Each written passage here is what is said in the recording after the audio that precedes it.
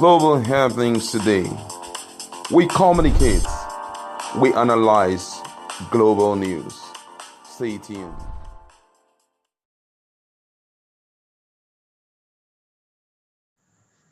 Hello, beautiful people. Welcome to Global Happiness Today YouTube channel. Ever since the town hall meeting anchored by Arise Television, there have been a lot of reactions. I've showed the dramas, and so many series of dramas came out from it. And of course, at some point during the program, Dino Melai did some funny, dramatic display that went under the skin of Peter Obi, and he decided to call him out. In fact, we saw the lionic nature of Peter Obi, of which a lot of series of events have unfolded. If you check our feed, you're going to see the update as it kept on coming, where the likes of Dino Melai demanded an apology from Peter Obi. Don't forget that before now they had agreed that there's going to be presidential town hall meeting. There were not going to be any vice presidential candidate. But as we speak, a lot of things change. My colleague is here. We're going to look at what the presidential candidate, Labour Party in particular, their spokesperson DG Okowa and others have decided to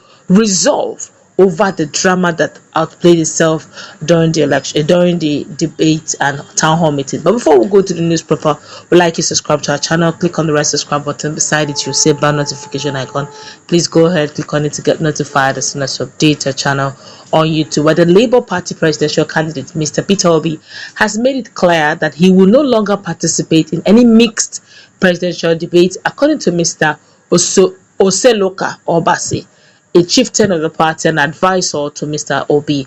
During yesterday's town hall meeting, Mr. Obasi pointed out that the Arise Television management violated their own rules and changed the goalpost in the middle of the game.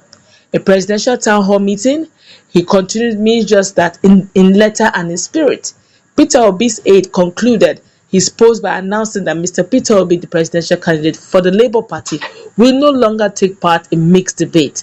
Recall that yesterday there was a presidential town hall meeting. Both the APC and the PDP presidential candidates, Bola Tinubu and David Cameron, were conspicuously, Bola Tinubu and Shetima were conspicuously missing from the presidential debate, while Okowa, the PDP vice presidential candidate, was given permission to speak in place of the party's presidential candidate.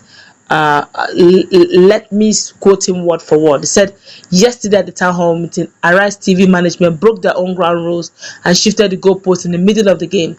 A presidential town hall or debate means exactly what that is in letter and also in spirit. Henceforth, Labour Party presidential debate will no longer participate in mixed reactions.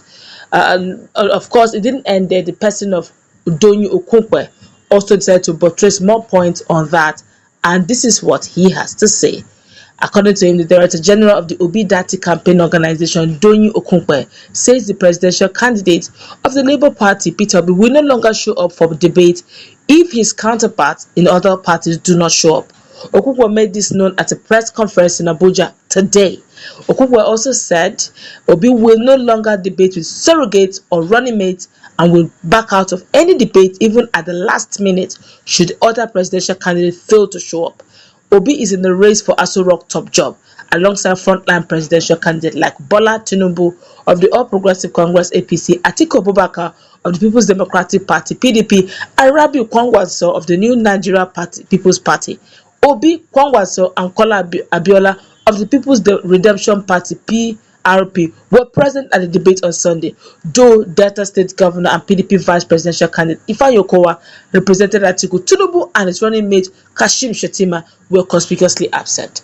All right, you have heard it all. You've heard what Okonkwe, who happened to be the Obi Dati campaign team, is saying. I, for one, at the beginning, I felt it was not right for Obi to keep coming and the other candidates were not showing up. To me, it was as if it was a case of belittling him. But some persons believe that no, that's the selling point. He should always be there so that they will see him. What's your take on all this, please? Well, personally, I feel that Obi should be organizing his, interviews, and also should spend more time relating with the people. Right now, unfortunately, the gaps we are seeing today, I would say, is caused by Inec. because INEC should have integrated all of these into their timetable. There should be a stated time for all aspirants to meet together so that they talk to Nigerians. The action of other guys clearly shows that they don't value Nigerians, Yeah, just like Festus Kiyamo had said, he said by tomorrow his boss will be meeting with the agro and allied businessmen and all of that. Man, that's story, because they are the ones scheduling meetings for people. We are no more scheduling meetings for them, which means that it points to the fact that everything will be done in sync with their own tones. That's, in other words, whatever they wish to do, we have to align. So it's a case of, I'm your boss, I'm your king, so whatever I tell you to do, you do it. It's not a case of, I want to represent you guys and whatever you tell me to do, I will do. So the situation right now, for me, Peter Obi should stay off, because these guys have no respect for it, and that gap was created by INEC. You understand? Since they don't have any respect for it, no need of trying to stay around them. Organize your town hall meetings, because personally, I feel as a president that such opportunity will present itself if he becomes president of Nigeria. People want him to talk to them. So start now to build that charisma. And secondly, reach out, use this opportunity, be creating different town hall meeting.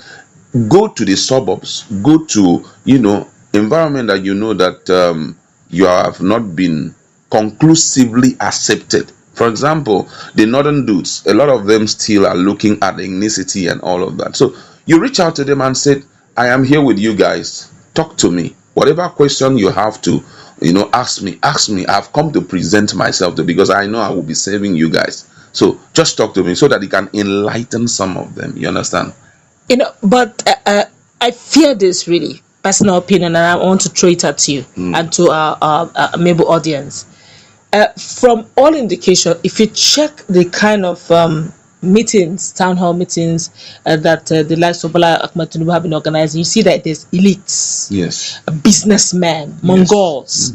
You don't get to hear things like Osho the market women or Opiweka market women. I guess it's not really into all that.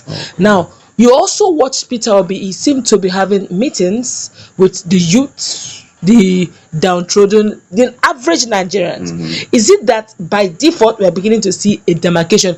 Don't forget that Peter Obi also had complained that some persons are even scared of picking his calls in the morning, daytime, simply because they're also scared of being victimized. Is it that the elites are not talking to Peter Obi openly, or couldn't he possibly also organize town hall meetings both for the average Nigerian, the frustrated Nigerian, the downtrodden Nigerians, and also for the elite? Don't forget that Peter Obi here is a billionaire. Okay, well, when you talk about the elites, I don't know your definition of elite, but for me, I feel that Peter Obi has done all of that. We've seen him having different meetings with professionals, especially those in diaspora. We've also seen him do that with other people. But be that as it may, the truth is that we, the elites, every elite, or let me say, every single one of them, in the eyes of the electoral law, that the same with even a commoner.